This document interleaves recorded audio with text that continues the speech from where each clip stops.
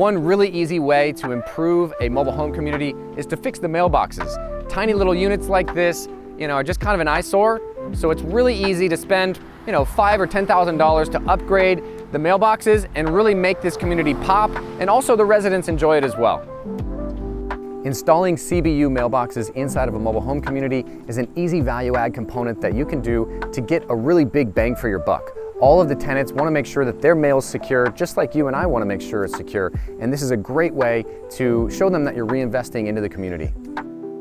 Hey, sorry to interrupt. I wanted to let you know about a free ebook that I have on my website, keelteam.com. It's the top 20 things you need to know before investing in mobile home parks. It literally took me 6 months to write this ebook, and it is jam-packed with valuable content. I guarantee it. Check out keelteam.com and download my free ebook today.